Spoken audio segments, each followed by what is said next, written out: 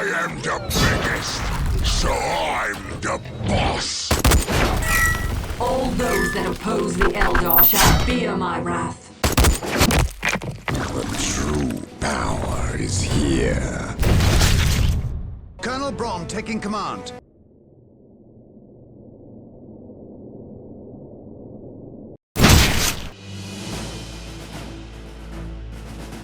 Our orders are clear. Only use infantry for combat.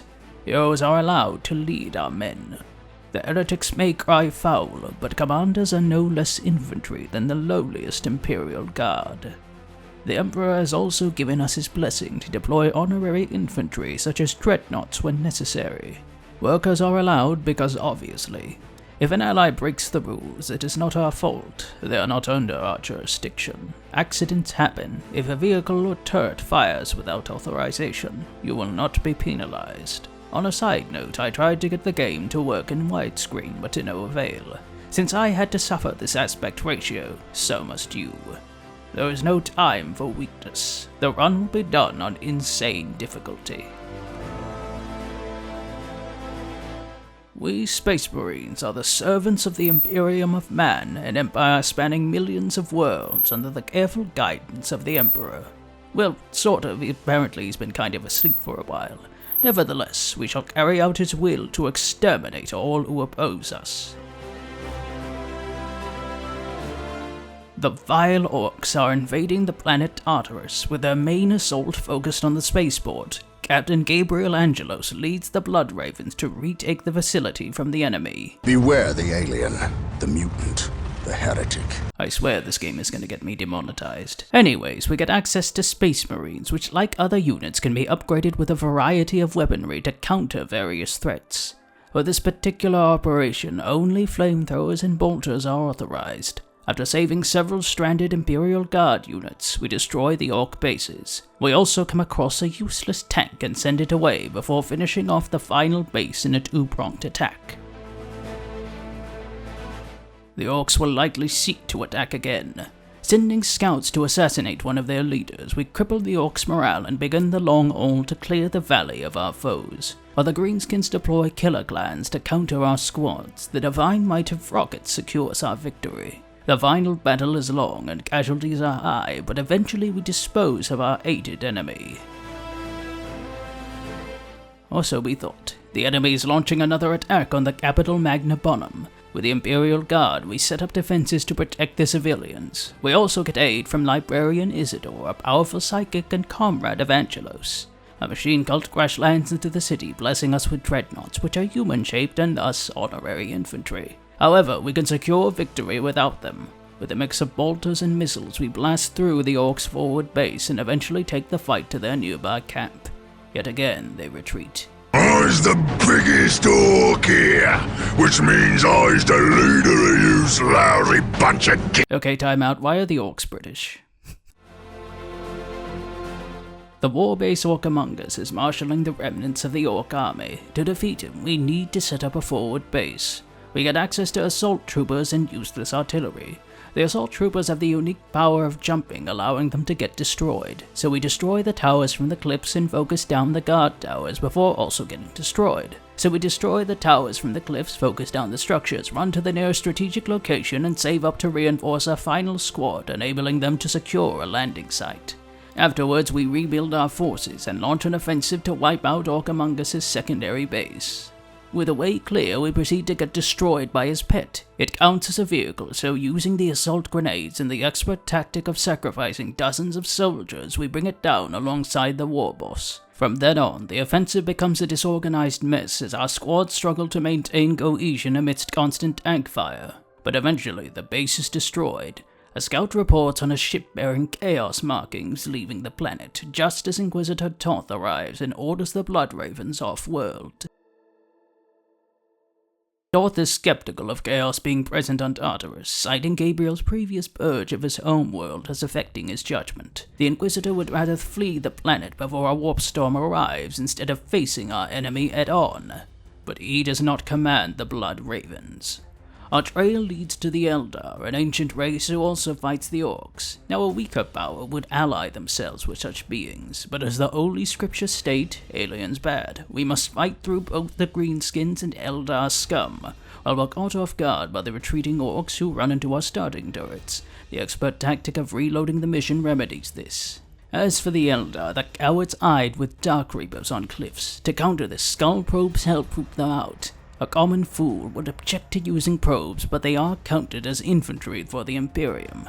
After a tough battle clearing out the orc remnants, we push into the Eldar base and wipe it out. Despite Inquisitor Toth's doubts, it seems chaos has taken root on the planet. We track the Eldar to a marker which may lead us to Chaos's next target.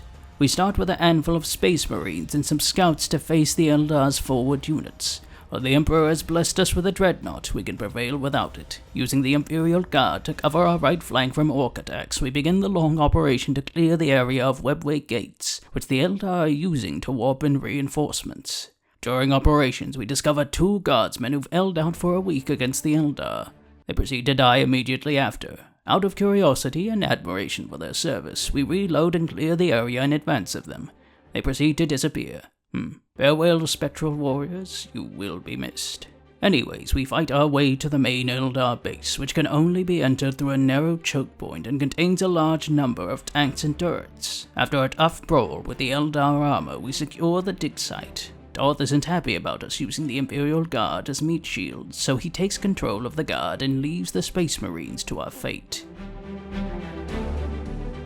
The marker reveals that Chaos seeks an artifact of incredible power. The Eldar are currently entrenched around it in the ruined city of Louvre-Mar.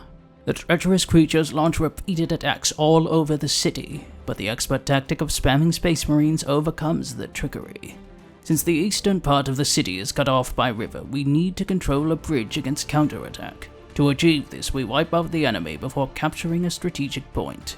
As the bridge lowers, all hell breaks loose. The enemy send masses of infantry and armored units to push us back. However, advanced alien technology is no match for bombs. We slaughter the remaining aliens. Their leader, Farsia Maka, attempts to dissuade us from taking the artifact with a convincing, well-worded argument. Don't touch that thing because I said so. She does reveal it's a key to greater power, but dances around the issue until Chaos gets bored and steals it from them. Before leaving, Maka reveals that Inquisitor Toth knows more about Tartarus than he claims.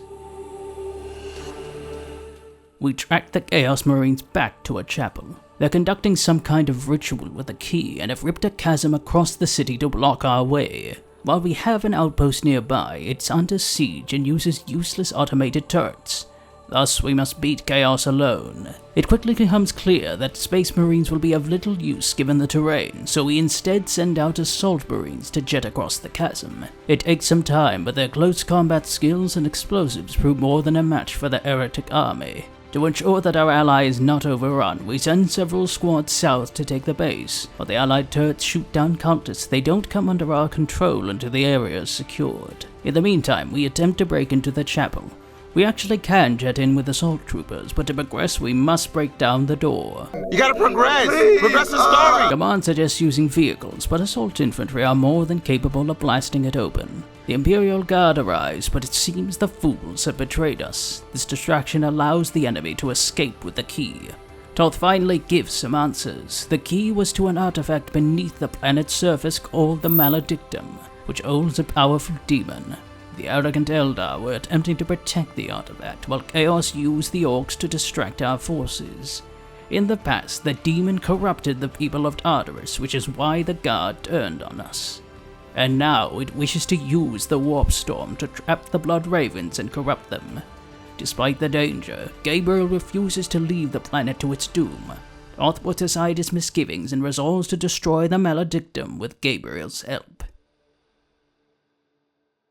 Chaos is attempting to unleash the demon. We prepare a two-pronged assault on their position. Toth leads the western offensive while Gabriel lands later to cover the east. After consulting classified files, it becomes clear that several issues must be dealt with.